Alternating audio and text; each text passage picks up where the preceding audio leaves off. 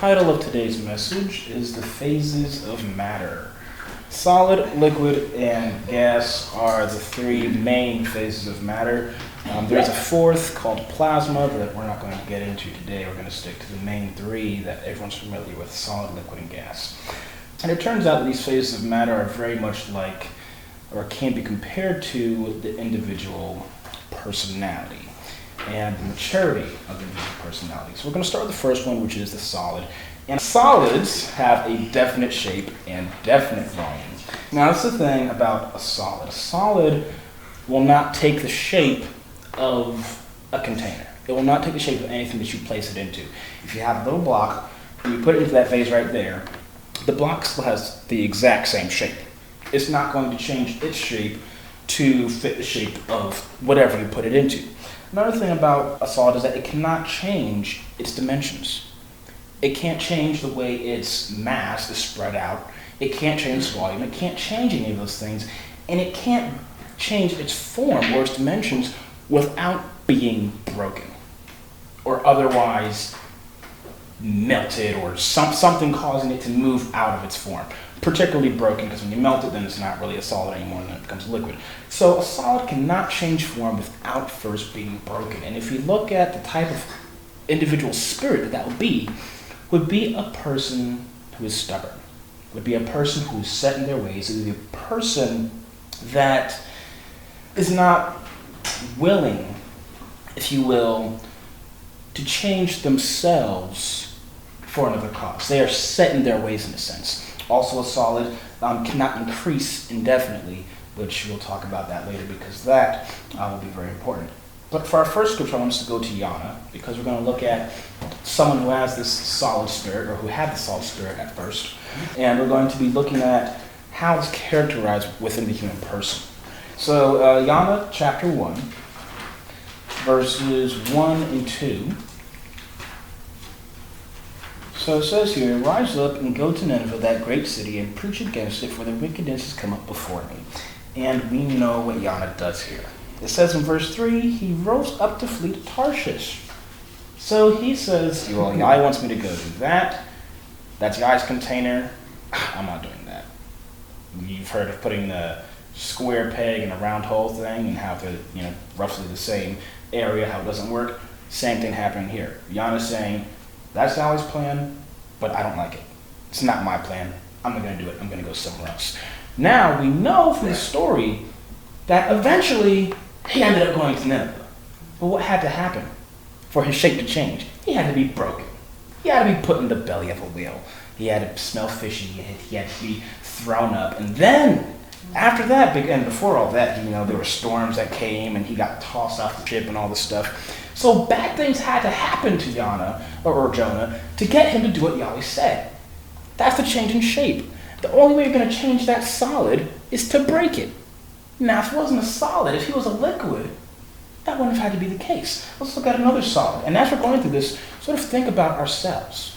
As you go through each of these phases of matter, consider, where am I a solid? Where am I a liquid? Where am I a gas? And how does that affect me? Let's look at Exodus 9. Verses 1 through 7. It says, Yahweh said to Moshe, "Go into Pharaoh and tell him, thus says Yahweh, the mighty one of the Hebrews, let my people go that they may worship me. For if you refuse to let them go and continue to hold them back, the hand of Yahweh will bring a terrible plague on your livestock in the field, on your horses and donkeys and camels, and on your cattle and sheep and goats." Now, this is not even the first plague. Many others have come before this, and Moshe came and said the same thing every time. Let them go, because Yahweh says if you don't, this is going to happen. And every time, you already know, Pharaoh said, not going to let them go. Okay, so continue on. It says, Yahweh will make a difference between the livestock of Israel and the livestock of Egypt. Nothing shall die of all which belongs to the children of Israel. And Yahweh appointed a set time and said, tomorrow Yahweh will do this thing in the land. And Yahweh did this thing on the next day, and all the livestock of Egypt died. But of the livestock of the children of Israel, not one died. Then Pharaoh sent men to investigate and found not even one of the animals that the children of Israel had died, yet his heart was hardened like a solid. And unyielding, and he would not let the people go. Now we know from the story how this continued on all the way up until this guy lost his own son. All because he wasn't going to yield. he wasn't going to change. He was going to hold on to his shape. Now, what eventually got him to let them go and change his shape? Him being broken, him losing his son. But it didn't have to be that way. Scripture reads, oh, Yahweh hardened his heart. No. Yahweh doesn't put something within us that's not already there.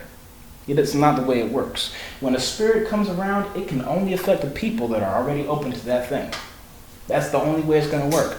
So when it says he hardened his heart, Yahweh just sent out a spirit, and the spirit said, can I land there? Oh, yes, I can land there because it's all nice and swept clean for me. Zoop! And Pharaoh was a solid. And because he was a solid, he couldn't allow himself to change form and fit into something else without being broken. And so he had to suffer this terrible thing in order to change shape and fit in the container. He still went in the container. Jonah still went in the container. They still ended up being shoved into a plan that they didn't want to be shoved into, but they both had to be broken before they went in there. So we have to ask ourselves, are we solids that are going to have to be broken before we get in the container? The second phase is the liquid phase. And this is spiritually much better than being solid. You're not going to find too many liquid people because the liquid is very prestigious. The gas, when we get to the gas, you'll see why gas is like on a whole other level. But the liquid has no definite shape, but it does have a definite volume. So what that means is that when you pour water or some other liquid into a container, it's always going to take the shape of its container because its shape is indefinite. So look at this as the plans of Yahweh. Go back to Jonah. If he was like a liquid, Yahweh says, go to Nineveh, there. If we talk about Pharaoh, let the people go, gone. No big deal because he can fit in any container Yahweh puts him in. He's not worried about it. Now the thing about the liquid is that it cannot increase indefinitely. And that's what I'm talking about with the volume. Okay? The volume of the liquid is always going to stay the same. You can put 5 liters of water in a container, and it's 5 liters of water. You can pour 5 liters of water out of the ground. It spreads out, but it's still 5 liters of water. Its volume is never going to change. Even if it looks like it's all spread out, at the end of the day, its volume will be the same. Now, we're going to get into that a bit more when we start talking about the gas. But the liquid, the thing that's great about the liquid is that the liquid, like we said, has no definite shape. So it doesn't matter what circumstance or container you bring it to, it can always fit, and it will always take the shape of whatever you put it in. Now we're going to go to Philippians 4.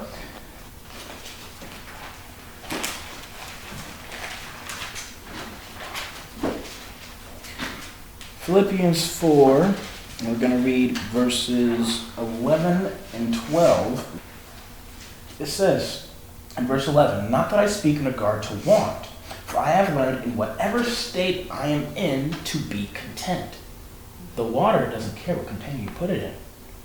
You could have a box, you could have a nice soda can, you could have a vase, you could have the floor. Wherever you put it, the water's fine, and it takes the shape of whatever thing it is you put it in. It says, I know both how to be abased and I know how to abound. Everywhere and in all things I have learned both to be full and to be hungry, both to abound and to suffer need. If you take a block of wood, there are some containers you can put it in, but some you can't. You're going to find something at some point that you can't stick that piece of wood in. It's going to happen. With water, you're not going to find something that you can't put it in. The only issue is going to be the amount of water that's there. But the water itself, it can go into any container, and it's fine. Now, here's where we have a difference between our gas and our liquid. When I talked about how the liquid, even though it can change form without being broken, so it's not subject to the pain that the solid is subject to, how it can't increase in volume indefinitely. If we consider this volume to be, in a sense, for lack of a better word, the blessings or the spiritual powers that might be granted by Yahweh or other spirit beings, the water is better off than the solid, but it cannot increase its volume indefinitely. So it's much better to be a liquid than a solid, but the liquid is not at perfection yet. As we're going, at least in terms of what this message is about. Liquid is not at the premium state in which it can continue to increase indefinitely. And look at that increase as abundant blessings in which it just never stops. The last thing we're going to go to is the gases. And the gases have no definite volume and no definite shape. What that means is that like a liquid, you can put the gas in any container and it will still take the shape of that container. But at the same time, the gas's volume, since it's not definite, can expand forever. So this is why, if it makes a little toot in that corner,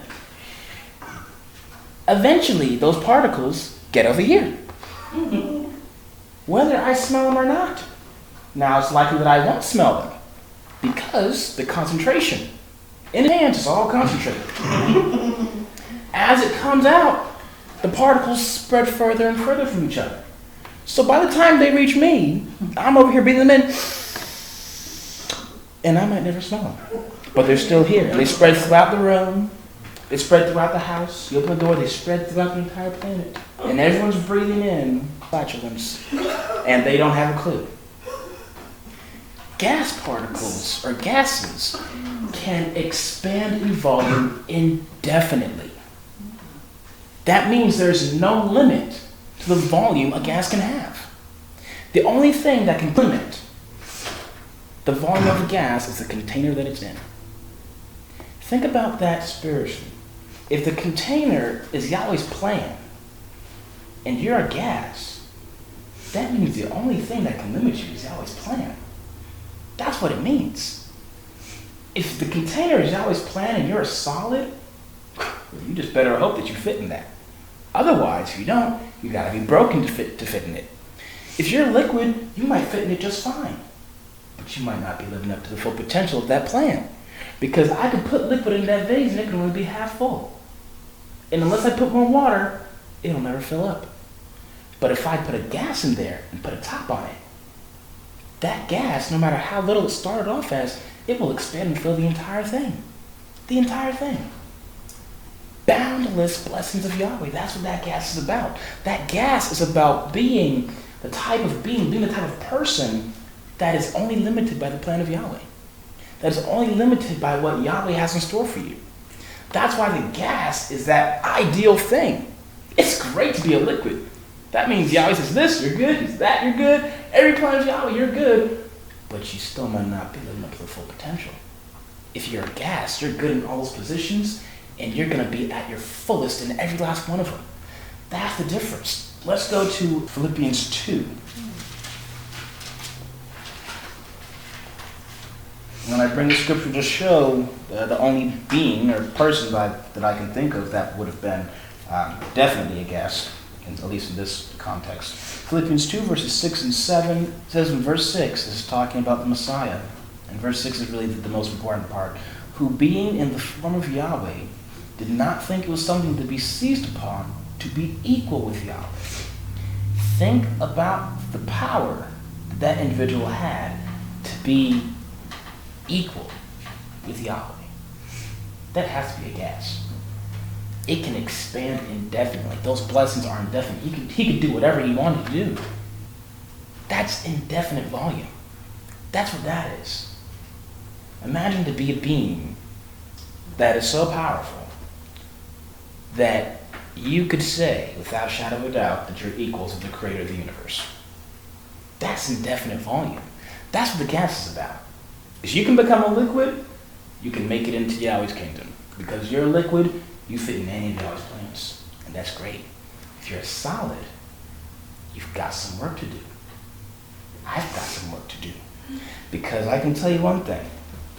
You read through this book, especially back here in the Old Testament and then in Ephesians, and you say, yeah, I like that, Yahweh.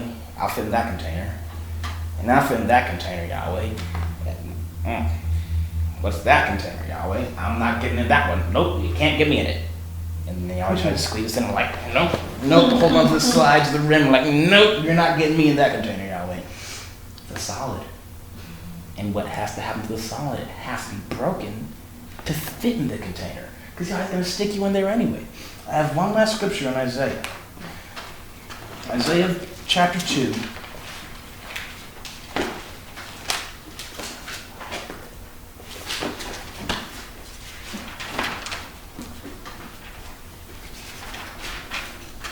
going to start in verse 11. It says here, and I want you guys to think about, what's being destroyed in these verses. It says, the lofty looks of man will be humbled, and the haughtiness of men will be bowed down. Yahweh alone will be exalted in that day. For the day of Yahweh of hosts will come upon everyone who is proud and lofty, and everything that is lifted up, it will be brought low. Upon all the cedars of Lebanon that are high and lifted up, and upon all the oaks of Bashan, upon all the high mountains, and upon all the hills that are lifted up, upon every high tower, and upon every fortified wall, upon all the ships of Tarshish, and upon all the beautiful vessels. The loftiness of man will be bowed down, and the haughtiness of man will be made low. Yahweh alone will be exalted in that day. For he will utterly abolish the gods. They will go into the holes of the rocks and in the caves of the earth from the terror of Yahweh and the glory of He, when he arises to shake the earth terribly. In that day a man will throw away his gods of silver and his gods of gold, which they made each for himself, to worship to the moles and bats, to go into the clefts of the rocks and into the tops of the ragged rocks, because of the terror of Yahweh and for the glory of his majesty, when he arises to shake the earth terribly. Sever yourselves from such a man, for of what account is he?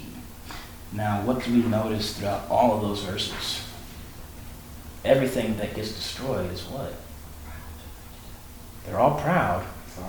They're all solids. Cedars of Lebanon, solid.